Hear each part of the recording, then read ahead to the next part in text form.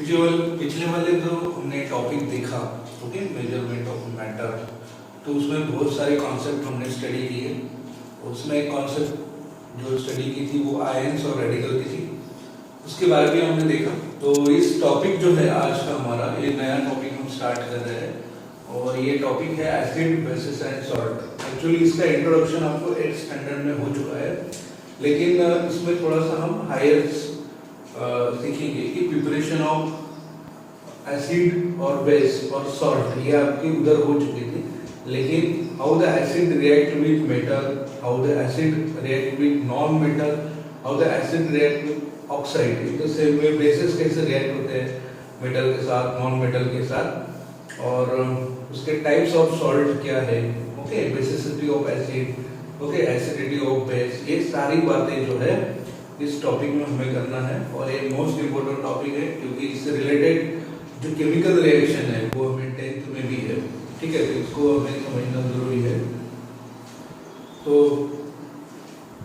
Iodic compound, ये concept से आपके बुक में स्टार्ट किया गया है ये टॉपिक कि iodic compound,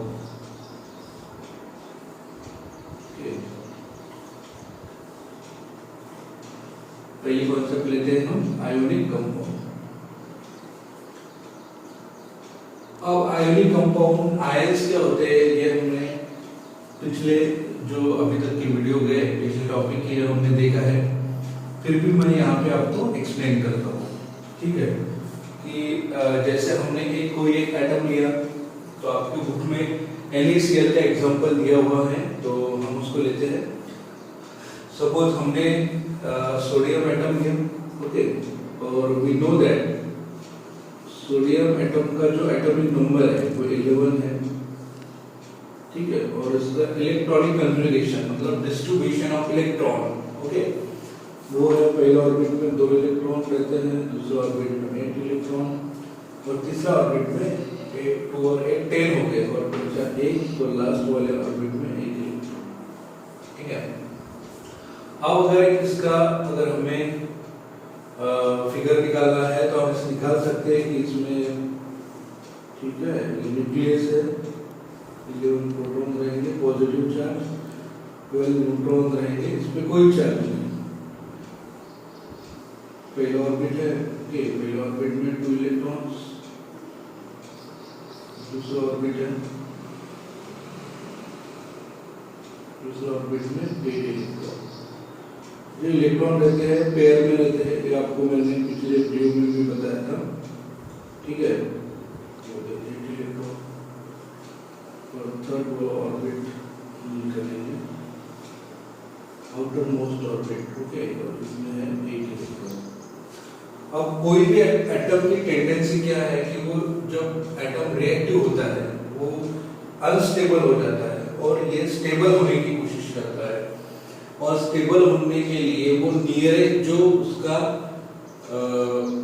gas, inert gas रहता है, उस कंडीशन में जाने की कोशिश करता है, नियरेस्ट गैसेस के इलेक्ट्रॉनिक कन्फिगरेशन में।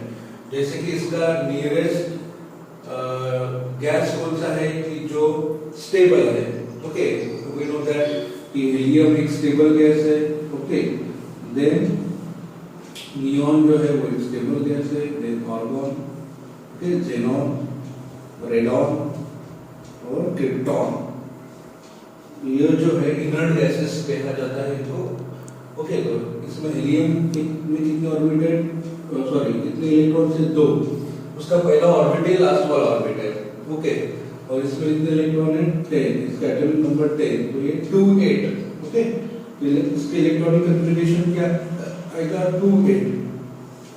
तो ये जो है ये नियर होता है किसके, सोडियम के।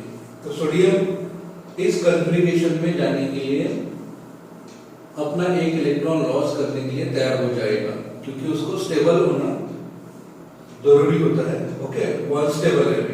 तो अभी क्या करेगा, ये जो सोडियम है एक इलेक्ट्रॉन जो है वो लूज करेगा, इलेक्ट्रॉन क्या करेगा, लूज करेगा, देखिएगा। अब इलेक्ट्रॉन लूज करने के कारण, ठीक है, अब देखिए इलेक्ट्रॉन लूज करने के कारण क्या क्या चेंजेस हमें फिगर में दिखाने हैं, क्योंकि हमें ये फिगर ड्रॉ करने को आता है एग्जाम में, ठीक है। तो पहले ऑर्बिट में कितने 2 इलेक्ट्रॉन, दूसरे ऑर्बिट में कितने इलेक्ट्रॉन, 8 इलेक्ट्रॉन, 1 2 3 4।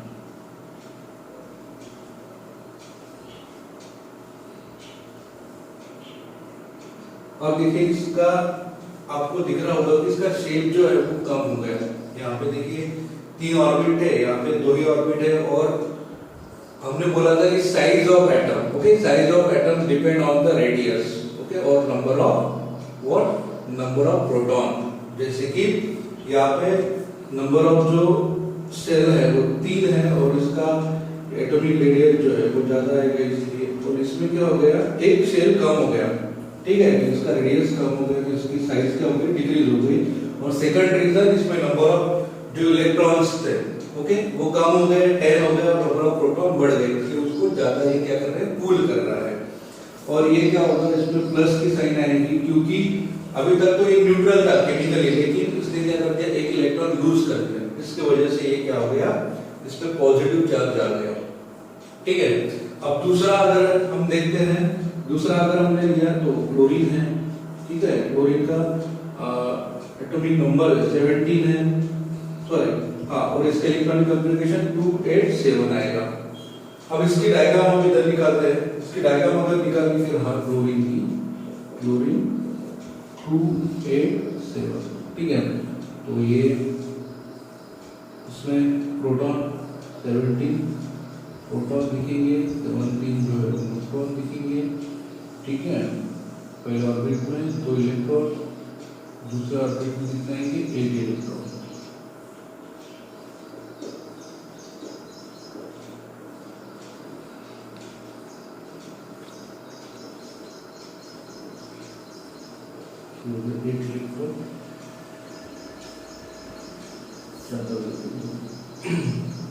और तीसरा वाले ऑर्बिट में आएंगे कितने इलेक्ट्रॉन, 7 इलेक्ट्रॉन, ठीक है, तीसरा वाला ऑर्बिट कितने में 7 इलेक्ट्रॉन,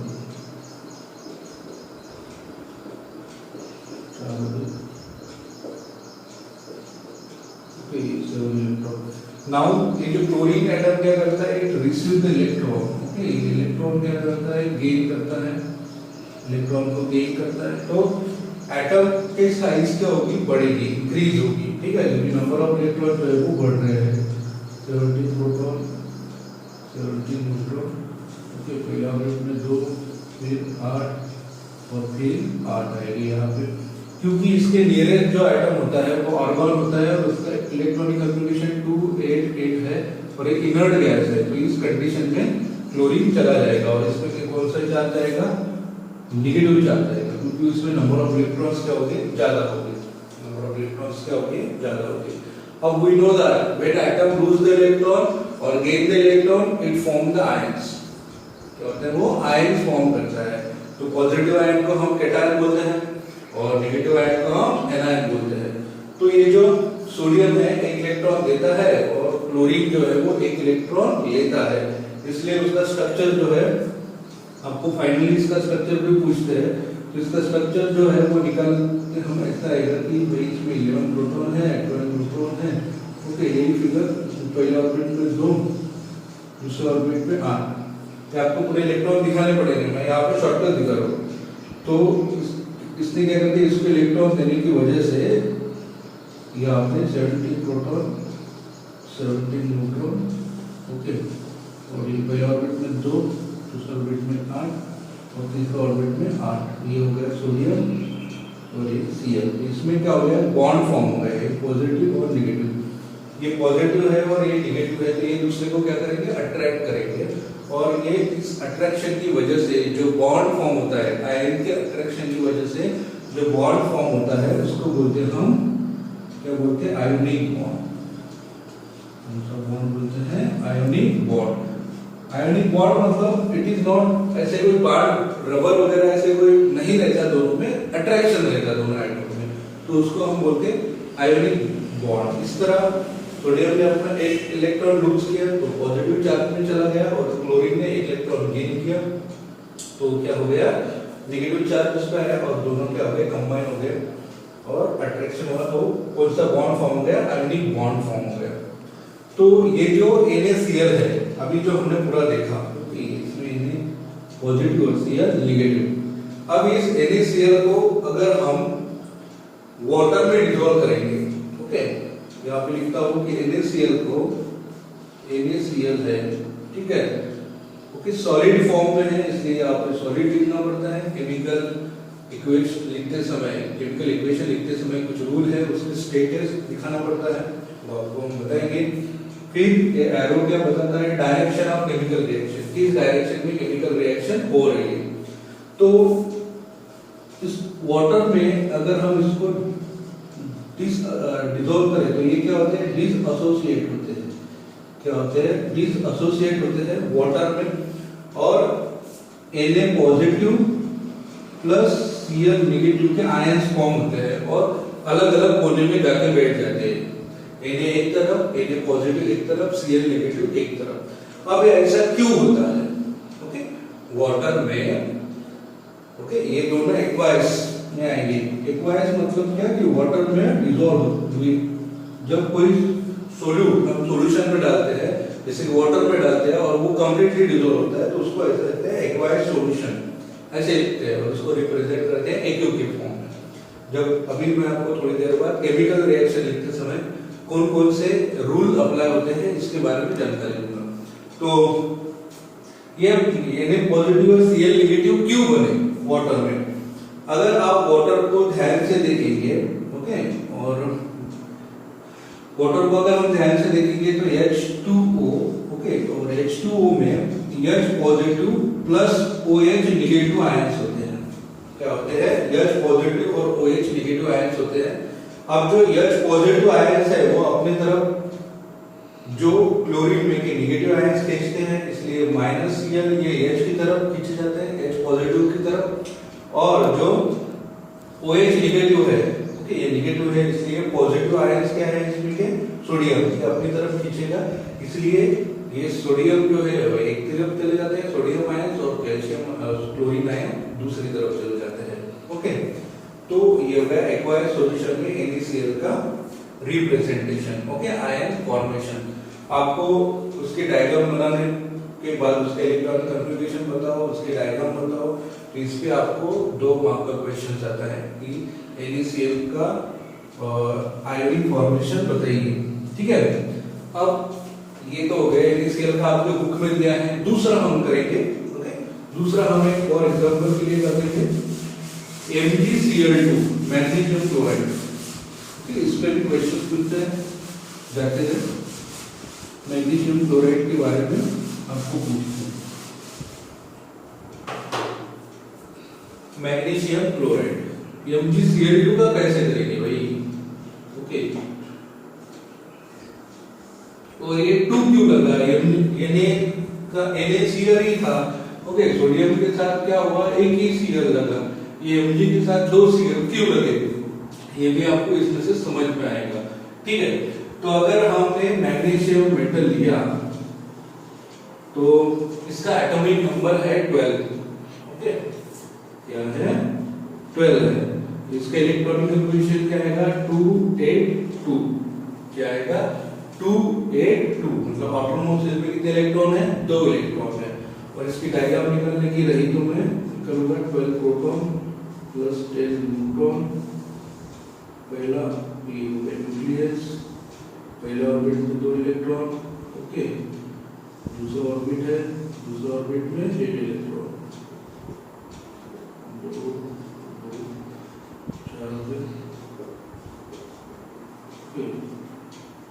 4 इसमें, और तीसरा ऑर्बिट में कितने आएंगे, ओनली 2 इलेक्ट्रॉन्स, तो मैग्नीशियम एटम जो है क्या करेगा, वो स्टेबल होने की कोशिश करेगा। स्टेबल होने के लिए इसको क्या करना पड़ेगा, 2 रास्ते, एक तो 2 इलेक्ट्रॉन है इसका आउटरमोस्ट शेल में, तो उसको 6 इलेक्ट्रॉन देना पड़ेगा या फिर 2 इलेक्ट्रॉन देना पड़ेगा। तो 2 इलेक्ट्रॉन देना आसान बात है, इसलिए हमने वो 2 इलेक्ट्रॉन क्या करेगा, लूज करेगा, एक यहाँ से और एक यहाँ से, ठीक है। ये इलेक्ट्रॉन क्या कर दिया, उसने लूज कर दिया। अब इलेक्ट्रॉन लूज करने की वजह से क्या हो जाएगा, ये मैग्नीशियम का, ठीक है, प्रोटॉन पॉजिटिव चार्ज पहले ऑर्बिट में 2 इलेक्ट्रॉन्स, ठीक है। दूसरे ऑर्बिट में 8 इलेक्ट्रॉन हो जाएगी इसकी।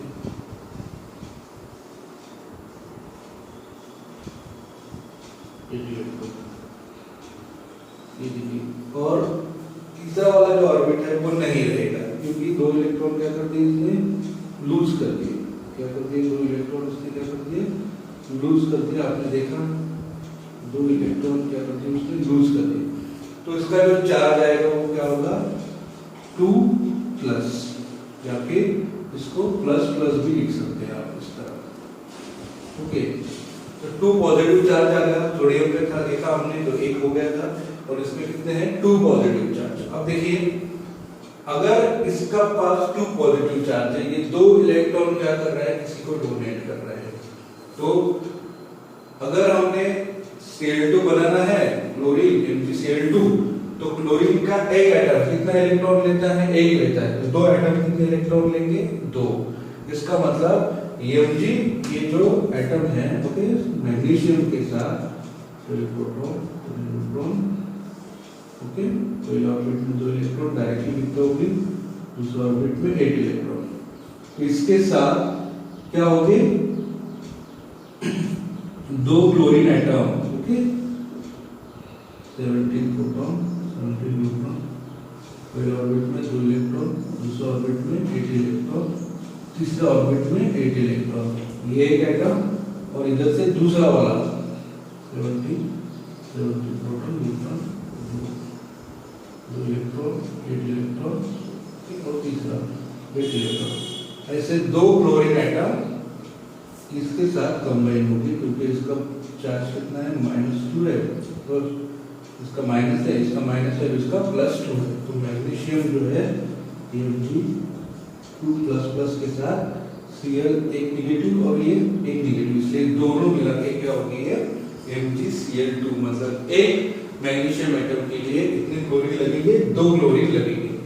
इन दिस वे अगर आपको MgCl2 का भी आया तो भी आपको लिखते आना चाहिए। स्टेप बाय स्टेप आपको बताना पड़ेगा कि मैग्नीशियम का इलेक्ट्रॉनिक कॉन्फ़िगरेशन क्या है, उसका पहले तो एटॉमिक नंबर क्या है, फिर इलेक्ट्रॉनिक कॉन्फ़िगरेशन, फिर डायग्राम दिखाना पड़ेगा, लूज ऑफ इलेक्ट्रॉन करना पड़ेगा, फिर क्लोरीन का बताना पड़ेगा, ओके, एटॉमिक नंबर, फिर इलेक्ट्रॉनिक कॉन्फ़िगरेशन, फिर इलेक्ट्रॉन आपको गेन करके बताना पड़ेगा, ओके, चार्ज बताना पड़ेगा, फिर इन दोनों का कॉम्बिनेशन दिखाना पड़ेगा।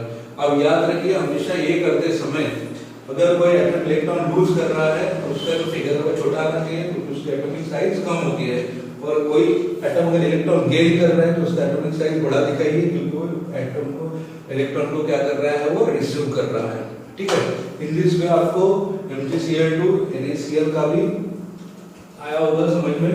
और इसकी वैलेंसी कैसे मैच करते हैं ये भी मैंने पिछले वाले टॉपिक में बताया था, फिर भी एक बार और इसको यहाँ पे आपको बता देता हूँ, ताकि आपको कोई भी कंपाउंड फॉर्म करते समय या ऐसा क्यों है इसकी प्रॉब्लम नहीं आएगी।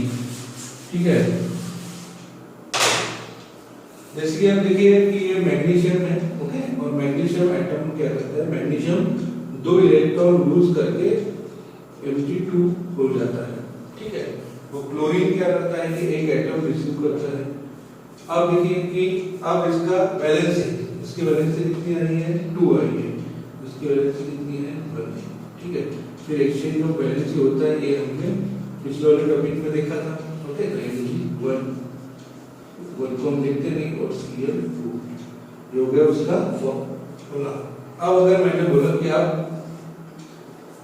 एल्युमिनियम क्लोराइड उसको फिगर ड्रॉ करो, उसका फॉर्मूला बनाओ, तो पहले आपको इसका फॉर्मूला बनाना आना चाहिए। फॉर्मूला बनाने के लिए आपको पता होना चाहिए कि एल्युमिनियम का जो सिंबल होता है वो Al है, और क्लोरीन का सिंबल क्या होता है, Cl है।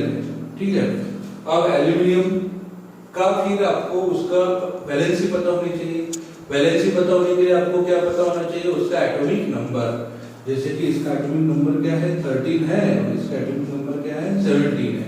और इसका इलेक्ट्रॉनिक डिस्ट्रीब्यूशन आपको पता होना चाहिए, जिसको हम क्या बोलते हैं, electronic configuration. Okay, electronic configuration इसका क्या आएगा, 2 8 2 8 3, और इसका क्या आएगा, 2 8 7। मतलब इसको 3 इलेक्ट्रॉन देने पड़ेंगे। ओके, 3 इलेक्ट्रॉन देगा दैट मीन्स इसका जो Al है, ओके, इसका चार्ज क्या होगा, इसका वैलेंसी कितना होगा, 3 होगा, और वो दे रहा है इसलिए प्लस, और Cl का कितना होगा, माइनस -1, बराबर है। तो अब ये कंबाइन हो गई, तो इसकी वैलेंसी कितनी हो गई, 3 हो गई, और इसकी वैलेंसी कितनी हो गई, 1 हो गई। तो एक्सचेंज ऑफ वैलेंसी होता है, बराबर है। तो Al इसके साथ कंबाइन होगा Cl के साथ, और Cl3, तो AlCl3 aluminium chloride in this way. अभी आपको अगर बोला कि सोडियम ऑक्साइड का बनाइए, ओके, पहले सोडियम ऑक्साइड, तो आपको सोडियम का फॉर्मूला पता होना चाहिए। तो सिंबल A है, ऑक्सीजन का क्या है, O है, ठीक है। अब सोडियम का एटॉमिक नंबर 11 है, ओके, और इसका कितना है, 8 है। आपको बोला था मैंने 1 to 20 तक के आपको लर्न करना पड़ेगा। इसका इलेक्ट्रॉनिक कॉन्फ़िगरेशन क्या आएगा, 2 8 1, और इसका इलेक्ट्रॉनिक कॉन्फ़िगरेशन क्या आएगा, 2 6, ठीक है। तो सोडियम एटम क्या करेगा, एक इलेक्ट्रॉन लूज करेगा, ठीक है, ये दिख रहा है आपको, एक इलेक्ट्रॉन लूज करेगा, और इसको स्टेबल होने के लिए ऑक्सीजन 2 इलेक्ट्रॉन क्या करेगा, रिसीव करेगा, नेगेटिव आएगा, उसको स्टेबल होने के लिए 2 इलेक्ट्रॉन लगेंगे। तो इसकी वैलेंसी कितनी हो गई, 1, और इसकी वैलेंसी कितनी हो गई, 2, एक्सचेंज ऑफ वैलेंसी होगा, ओके। तो क्या होगा, Al2O, सोडियम ऑक्साइड, ठीक है। इन दिस वे हमें किसी का भी क्या करता आना चाहिए, फॉर्मूला फॉर्म करता आना चाहिए। तो ये जो होता है, जब ट्रांसफर ऑफ इलेक्ट्रॉन होता है तो कौन सा बॉन्ड फॉर्म होता है, आयोनिक बॉन्ड फॉर्म होता है आयोनिक कंपाउंड में। और आयोनिक कंपाउंड क्यों अलग होते हैं, इसके बारे में भी मैंने आपको बताया था, ओके। वाटर का क्या इफेक्ट होता है इस पे। तो जैसे कि हमने देखा कि कोवेलेंट बॉन्ड, एक जो बॉन्ड होता है आयोनिक बॉन्ड होता है, और दूसरा अगर बॉन्ड की बात चल रही है तो केमिकल बॉन्ड जो है वो केमिस्ट्री में 2 टाइप के होते हैं, ओके। केमिकल बॉन्ड, एक जो बॉन्ड हमने देखा वो होता है आयोनिक बॉन्ड, जिसके बारे में हमने अभी डिस्कशन किया है, आयन फॉर्म करके बॉन्ड होता है। और दूसरा होता है कोवेलेंट बॉन्ड, कोवेलेंट बॉन्ड, कोवेलेंस भी बोलते हैं इसको, कोवेलेंट भी बोलते हैं। तो कोवेलेंट बॉन्ड क्या होता है, इसमें वर्ड ही है वैलेंसी, ओके, वैलेंसी वर्ड ही है उसमें। तो वैलेंसी मैच करके जो बॉन्ड फॉर्म होता है उसको बोलते हैं हम covalent bond. For example carbon है, ओके, और ये हाइड्रोजन के साथ कंबाइन होता है, ठीक है।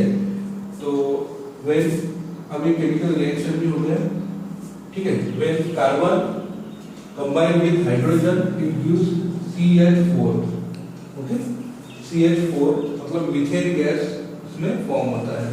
अब ये कैसे होता है, ठीक है, इसको क्या लगेगा, अपने को 2 हाइड्रोजन और लगेंगे, इसमें रिएक्शन बैलेंस हो गया।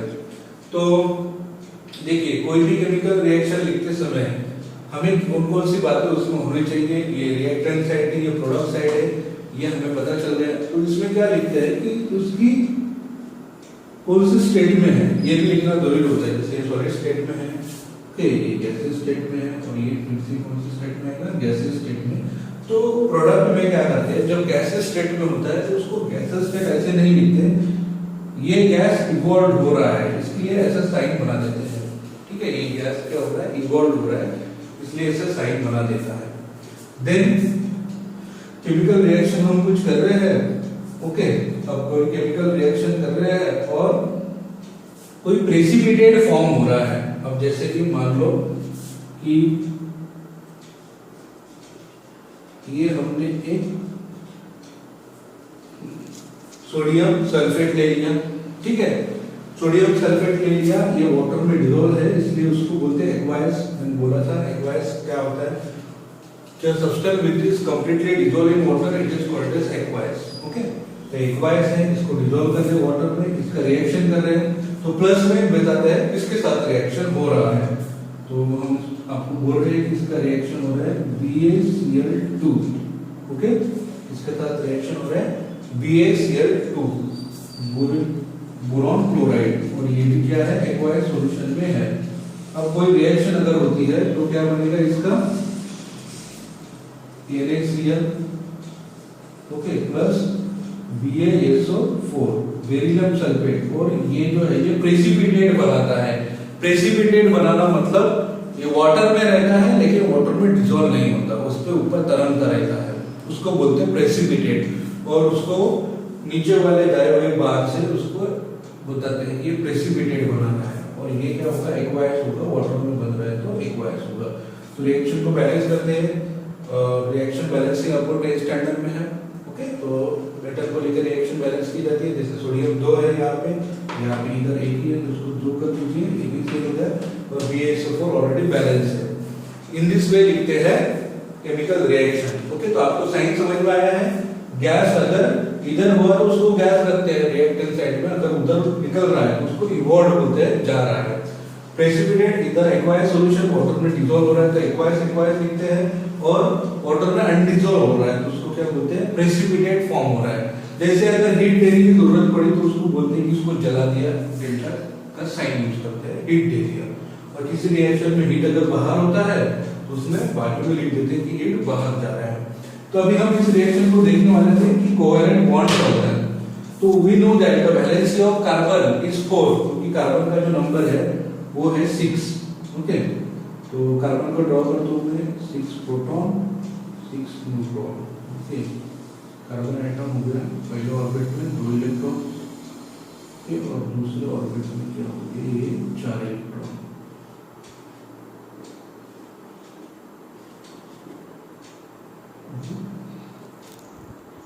दूसरे ऑर्बिट में 4 इलेक्ट्रॉन।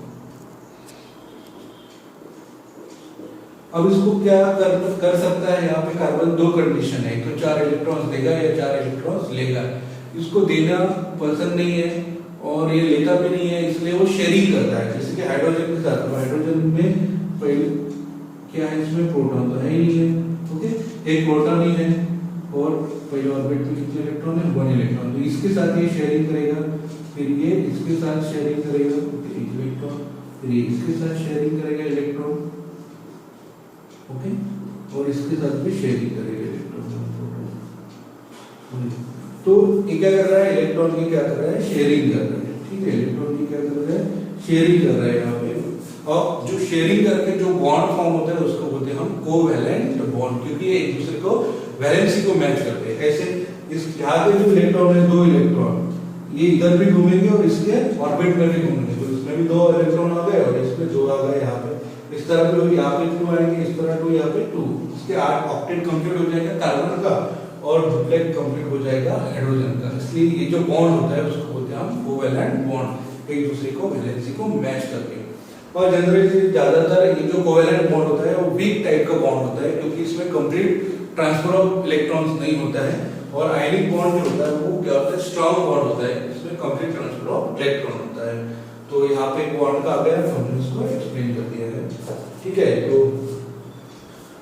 अभी हम नेक्स्ट जाते हैं। नेक्स्ट आपके टॉपिक को जाने से पहले एक बार आपको क्वेश्चन आते हैं इस पे, तो इसलिए हमने एक्सप्लेन कर दिया। अब नेक्स्ट आते हैं अरेनियस थ्योरी की तरफ। इसकी तरफ आते हैं Arrhenius theory.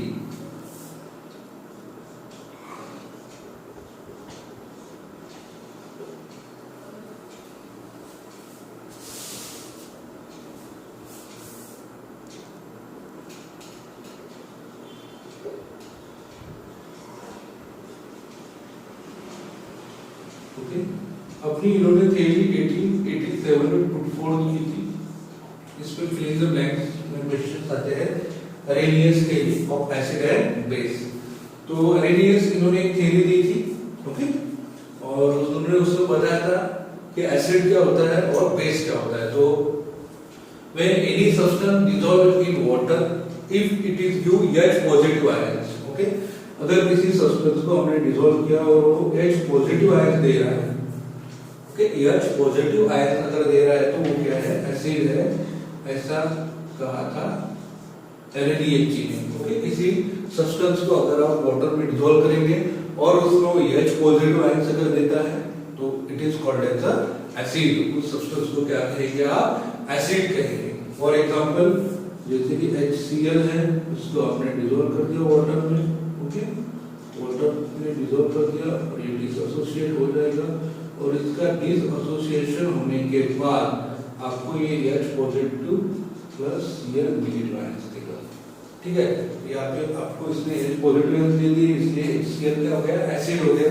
In the same way HNO3, okay, HNO3 भी वाटर में डाला इसको और क्या कर दिया, डिसोसिएट कर दिया, तो ये H पॉजिटिव आयन देगा और ये ने O3 नेगेटिव आयंस देगा। तो ये जो H पॉजिटिव आयंस देगा, इसलिए ये क्या हो गया, ये एसिड हो गया। और एक एग्जांपल आपकी बुक में दिया है H2SO4 का।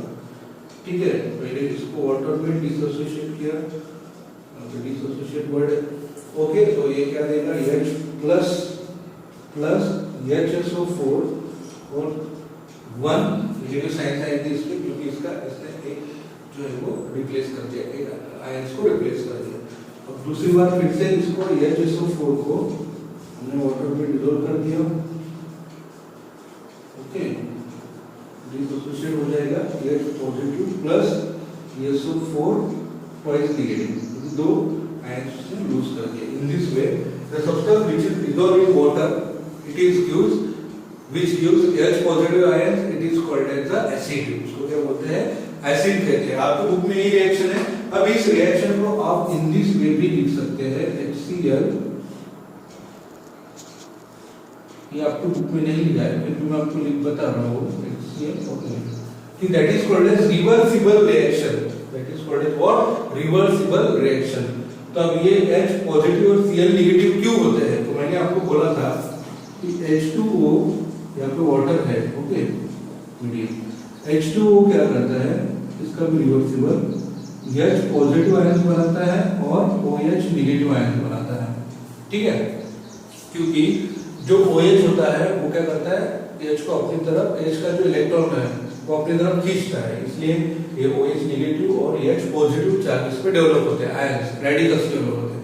अब ये रेडिकल क्या करता है, H रेडिकल जो है वो क्लोरीन को अपनी तरफ खींचेगा और ये जो है H पॉजिटिव को अपनी तरफ खींचेगा, इसलिए यहाँ पे क्या होता है, आयनाइजेशन होता है इसका HCl का। ठीक है, तो अब वाटर में कोई सब्सटेंस डालने के बाद अगर वो H पॉजिटिव आयन देता है तो उसको क्या बोलेंगे हम, एसिड बोलते हैं। और दूसरी बार उन्होंने कहा था कि आपके बुक में जो दिया है वो, कि कोई सब्सटेंस अगर वाटर में डिसॉल्व करने के बाद OH नेगेटिव आयन अगर देगा, कौन सा आयन देगा, OH नेगेटिव आयन अगर देता है तो it is called as what, base, it is called as what, base. तो for example NaOH, okay, water में इसको डिसोसिएट किया, आपके बुक में का एग्जांपल है, तो क्या बनेगा, सोडियम प्लस और OH नेगेटिव। ठीक है, CaOH/2, कैल्शियम हाइड्रोक्साइड, आपके बुक में एग्जांपल है, फिल इन द ब्लैंक में H2O वाटर के साथ इस रिएक्शन की तो क्या हो जाएगा, Ca2+